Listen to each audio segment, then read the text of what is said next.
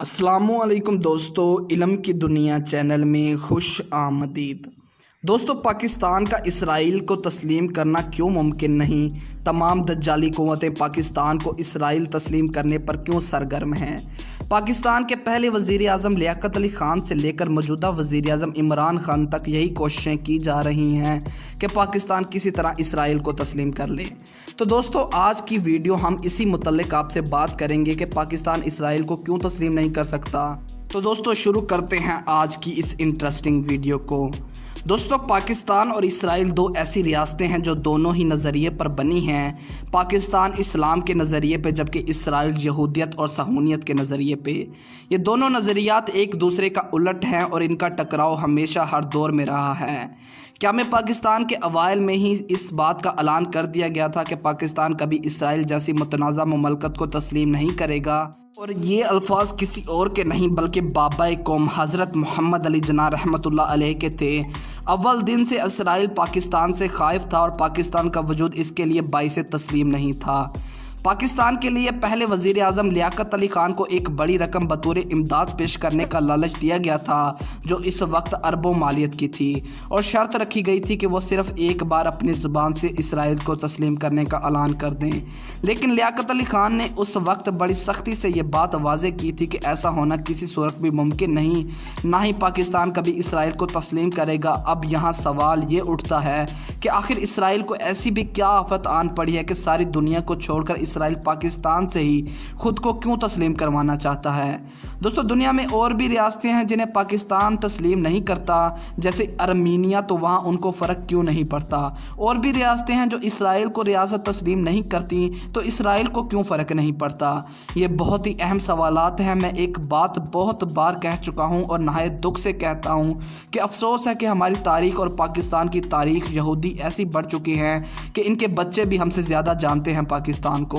पाकिस्तान बनने के चंद साल बाद इसराइल के वज़ीर आज़म ने इसराइल कौम को मुखातिब करके कहा था कि तुम्हें अरबों से कोई ख़तरा नहीं था, तुम्हें ख़तरा सिर्फ पाकिस्तान से है, पाकिस्तान के वजूद को मिटाना होगा।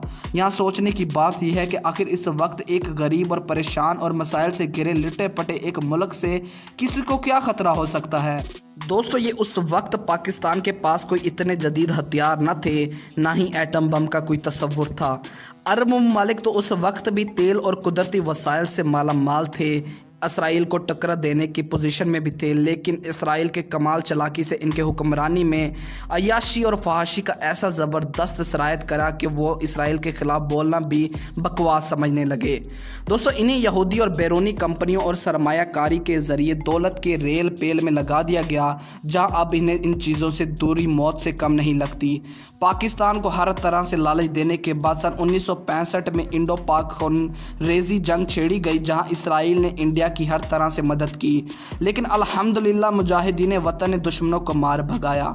इसराइल ने हर फोरम पर खामोशी से ही सही लेकिन पाकिस्तान की मुखालफत की। मोसाद के एजेंट्स इंडिया और रॉ के साथ मुश्तरका तौर पर हम पर मुसल्लत करदा जमहूरियत के ठेकेदार जमहूरों को ख़रीदने में लग गई। हमारे मुल्क के गद्दार सियासतदान तो शायद दहाइयों पहले इसराइली माल के लिए अपना मुल्क और धर्म बेच देते, लेकिन इस कौम की तरफ से आने वाले रद्द अमल और पाक फ़ौज की तरफ से सख्त मुखालफत का डर हमेशा इन्हें इस इकदाम से रोकता रहा।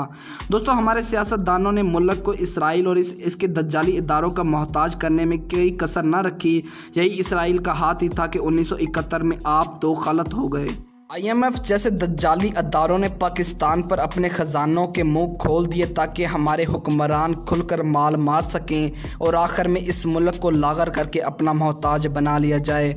हम लोग शायद हमारे नबी पाक सल्लल्लाहु अलैहि वसल्लम की अहादीस मुबारक को इतनी तवज्जो और समझ बूझ कर नहीं पढ़ सके जितना कि यहूदी पढ़ते हैं। न्यू वर्ल्ड आर्डर एक टर्म यूज़ की जाती है, हम लोग इस पर अक्सर बहस करते हैं, लेकिन इसका असल मतलब कम ही लोग जानते हैं।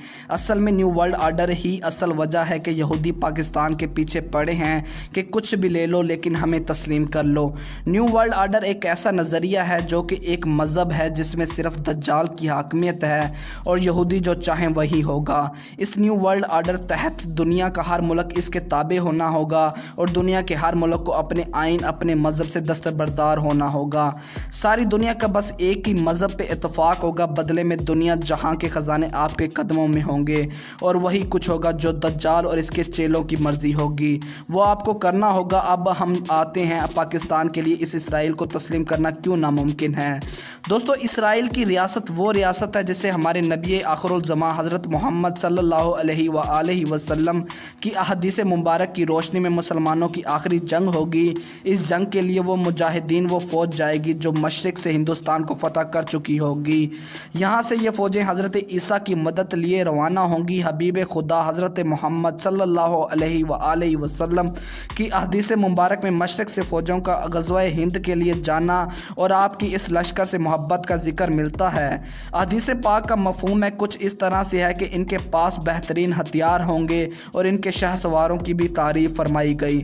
मशरक़ में बेहतरीन हथियारों और बेहतरीन अफवाज वाला मुसलमान मुल्क कौन सा है बताने की कोई ज़रूरत नहीं। शहसवार से मेरे नाकिस इल्म के मुताबिक शायद नबी दो जहां हज़रत मोहम्मद सल्लल्लाहु अलैहि वसल्लम का इशारा पायलट्स और जहाज़ों की तरफ होगा या फिर पाक फ़ौज के ज़ेरे इस्तेमाल टैंकों, मिसाइल या गाड़ियों के मुतल्लिक़ हो सकता है। दोस्तों, आप सल्लल्लाहु अलैहि वसल्लम ने फरमाया मुझे मशरक़ से ठंडी हवाएं आती हैं। मशरक़ में कौन सा मुल्क इस्लाम के अल्लाह के नबी हज़रत मोहम्मद सल्लल्लाहु अलैहि वसल्लम की दुआ से वजूद में आया, किन किन हस्तियों ने इस मुल्क के क़याम में किरदार अदा किया, ये भी बताने की कोई ज़रूरत नहीं। दोस्तों, अगर मान के चलें कि पाकिस्तान इसराइल को बतौर रियासत तस्लीम कर लेता है तो ये बात क्यों आपके जहन में नहीं आती कि फिर पीछे बचा ही क्या। आखिर फिर झगड़ा किस बात का है, ये पाकिस्तान के खिलाफ हर साजिश ही क्यों की जाती है। और अब ज़रा होशियार रहना, हुकूमत और फ़ौज के बुग़्ज़ में यहूदियों के हाथ ना मजबूत करने लग जाना, ये बहुत बड़ी साजिश करेंगे। अब आगे आप पर मुनहसर है कि आप ज़रफ़ कितना हैं। कम अज़ कम असरीलों जैसा भी ज़रफ़ रख लें जितना वो आप मुल्क से मुखलिस हैं, तो हम दुनिया की किसी भी ताकत को शिकस्त दे सकते हैं। तो दोस्तों, आज की इन्फॉर्मेशन आपको कैसी लगी कमेंट सेक्शन में अपनी राय का इजहार ज़रूर कीजिएगा और मज़ीद ऐसी वीडियो देखने के लिए हमारा चैनल सब्सक्राइब करें। मिलते हैं अगली वीडियो में। अल्लाह हाफ़िज़।